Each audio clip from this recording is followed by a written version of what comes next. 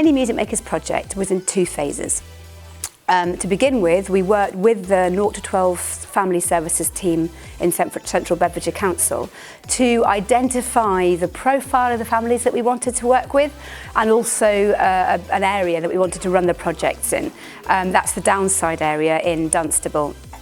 So I think this type of session is completely different to what we've done before within children's centres, and we really looked at kind of meeting the needs of the family within this community, and we realised that actually holding it in a different venue would be really advantageous to those families. It's a social element, it's not just for the kids, it's for me, getting out and being amongst other kids and parents. That for me is absolutely fantastic.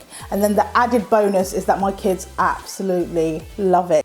And on top of that, the fact that it's free and it's in the community, couldn't ask for anything more. We've worked with children who are non-verbal, which I've never had to do before.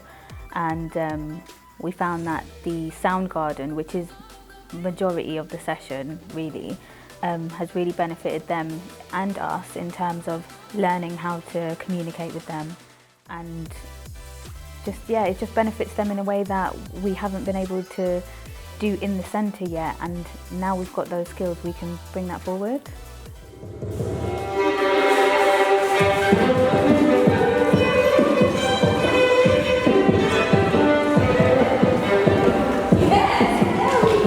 And I also enjoy the non-verbal aspect of it as well. So it's the silence in the class, in the room with us not talking, and then the children sort of copying or imitating and seeing what you're doing, and just seeing how happy my little one is. She loves it here.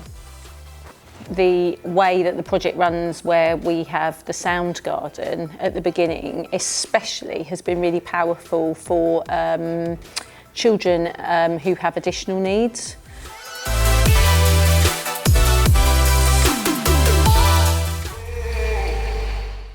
We also recruited a community musician to work with us and partnered with a local orchestra, Sinfonia Verdi. And we work with a creative arts organisation that specialises in the early years, Magic Acorns, to develop a CPD programme to support our 3 music leaders in developing the skills to run the project. The CPD was, I'm not gonna lie, it was weird. Very uncomfortable, but I understand that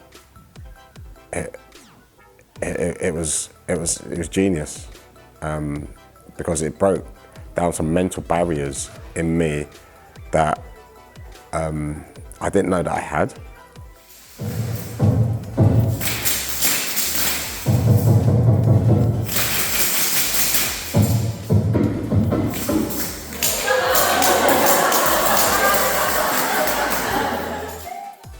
We held 2 amazing immersive play days with Magic Acorns, which were hosted by the Grove Theatre in Dunstable, and that was supported by a series of online CPD sessions where we explored different aspects of running this kind of music session.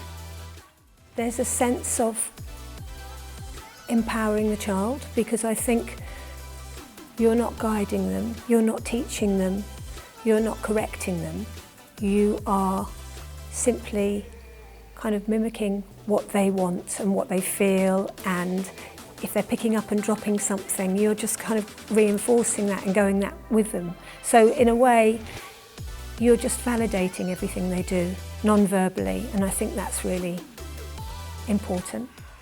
So what's unique about Mini Music Makers? The unique ingredients are the child-led sound garden, the non-verbal play space, the circle time structure, which it's very structured, but it's also very flexible within that structure, and the opportunity that the families and the children have to get up close and personal to professional musicians and their instruments. You've got their lucky fingers ready.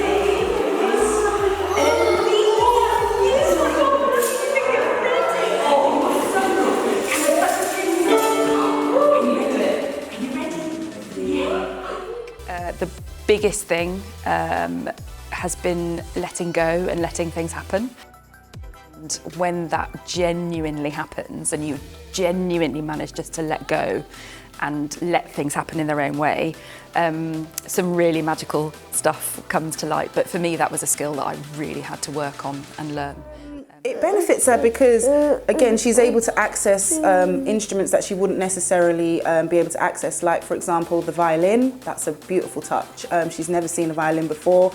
I personally haven't been up close to a violin, so it benefits her because she's able to access things that she wouldn't necessarily be able to do at a setting at home.